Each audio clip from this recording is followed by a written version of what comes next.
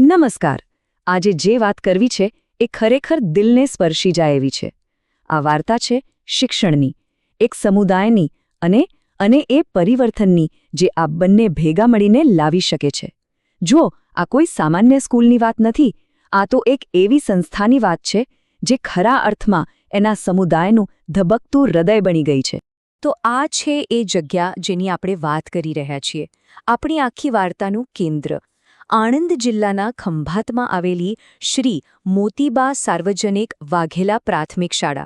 અને તમે જુઓ, આ ખાલી ઈંટો અને પથ્થરની ઇમારત નથી. ના, આ તો દાયકાઓના સપના અને અથાક મહેનતનું જીવંત સ્વરૂપ છે. અને સૌથી રસપ્રદ વાત એ છે કે આ વાર્તા આપણને સીધી એવા વ્યક્તિ પાસેથી જાણવા મળી છે જેમણે આ શાળાને પોતાની આંખો સામે વિકસતી જોઈ છે. એમનું નામ છે નરેશકુમાર જયંતિભાઈ પટેલ, એક શિક્ષક જે છેલ્લા 2 દાયકા કરતાં પણ વધુ સમયથી આ સંસ્થા સાથે જોડાયેલા છે. એટલે સમજો કે આપણે આ શાળાની આખી સફર એમની જ દૃષ્ટિથી સમજવાના છે. અને આ વાતની સચ્ચાઈનો પુરાવો અહીં છે. આ કોઈ ઓફિશિયલ રિપોર્ટ નથી, પણ ખુદ એ શિક્ષકના હાથે લખાયેલો એક પત્ર છે, એક અંગત અહેવાલ. અને આપણું આખું વિશ્લેષણ એ આ જ પ્રમાણિક લખાણ પર આધારિત છે. તો ચાલો આપણે એકદમ શરૂઆતમાં જઈએ. આ શાળાની વાર્તા એના પાયાથી જ શરૂ થાય છે.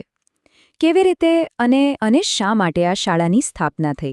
એની પાછળનો હેતુ શું હતો, જેણે એને આખા સમુદાય માટે આટલી બધી મહત્વની બનાવી દીધી? આપણી વાર્તા આકાર લે છે ખંભાત શહેરમાં, એક એવું શહેર જેનો પોતાનો એક ભવ્ય ઐતિહાસિક અને સાંસ્કૃતિક વારસો છે.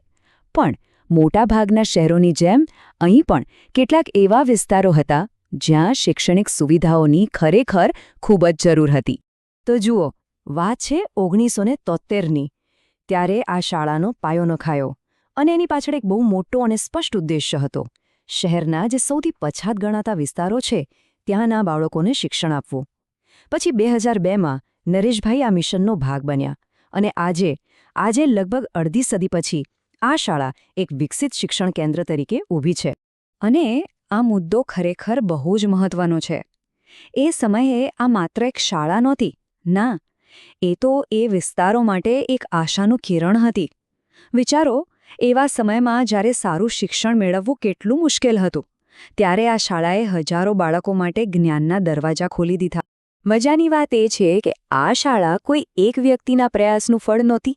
આ તો એક સામૂહિક સપનાનું પરિણામ હતું. જુઓ, વાઘેલા પરિવારે એને બનાવી, જિલ્લા પંચાયતે એનું સંચાલન સંભાળ્યું અને એનું ઉદ્ઘાટન કર્યું પરમ પૂજ્ય સ્વામી શ્રી સચ્ચિદાનંદજી જેવા મહાનુભાવે. મતલબ આખો સમાજ સાથે આવ્યો હતો. તો એ તો થઈ ભૂતકાળની વાત. ચલો હવે એક લાંબી છલાંગ લગાવીને સીધા વર્તમાનમાં આવીએ. આજે આ શાળા કેવી દેખાય છે? એ એના વિદ્યાર્થીઓને એવી કઈ સુવિધાઓ આપે છે જેની કદાચ એના સ્થાપકોએ કલ્પના પણ નહીં કરી હોય? આજે આ શાળામાં બાલવાટિકાથી શરૂ કરીને છેક ધોરણ 8 સુધી એમ કુલ 10 ધોરણનું શિક્ષણ આપવામાં આવે છે. હવે આનું મતલબ શું થયો?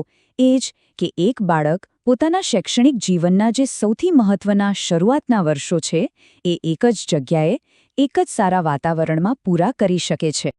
અને સુવિધાઓની વાત કરીએ તો જે શાળાની શરૂઆત એકદમ મર્યાદિત સંસાધનોથી થઈ હતી, એ જ શાળા આજે આધુનિક સુવિધાઓથી સજ્જ છે. અહીં પુસ્તકાલય છે, કમ્પ્યુટર લેબ છે, સાયન્સ ક્લાસ છે, મધ્યાહન ભોજન છે. એટલું જ નહીં, સ્માર્ટ બોર્ડ પણ છે. આ બધું જ વિદ્યાર્થીઓના સર્વાંગી વિકાસ માટે કેટલું જરૂરી છે. ખરેખર આ એક અદ્ભુત પરિવર્તન છે. શાળાની ગુણવત્તાની વાત નીકળી છે તો શિક્ષકના પત્રમાંથી એક બહુ જ રસપ્રદ વાત જાણવા મળી. એ લખે છે કે શાળાની ઇમારત એટલી મજબૂત બનાવવામાં આવી છે કે એવું કહેવાય છે કે ધોરણ 11 સુધી એને સમારકામની જરૂર જ નહીં પડે. આ બતાવે છે કે આ શાળાના નિર્માણમાં કેટલી કાળજી અને લાંબા ગાળાની દૃષ્ટિ રાખવામાં આવી હતી. તો આ આખી સફરને એક નજરમાં જોઈએ. ક્યાં એક સમય હતો જ્યારે આ શાળા ઝોપડપટ્ટી જેવા વિસ્તારોની સેવા કરવા માટે બની હતી અને ક્યાં આજનો સમય છે જ્યાં આ જ શાળાના વિદ્યાર્થીઓ વિજ્ઞાન અને રમતગમતમાં સફળતાના શિખરો સર કરી રહ્યા છે. મર્યાદિત સંસાધનોથી શરૂ કરીને આજે આધુનિક સુવિધાઓ અને સમર્પિત શિક્ષકોનું કેન્દ્ર બની ગઈ છે. આ જ તો છે એ અદ્ભુત પરિવર્તન. તો ચાલો હવે આ વિશ્લેષણના અંત તરફ આગળ વધીએ અને જરા એ વિચારીએ કે આ શાળાનો અસલી વારસો શું છે, એનો એના સમુદાય પર શું પ્રભાવ પડ્યો છે. કારણ કે આ વાત તો સ્પષ્ટ છે.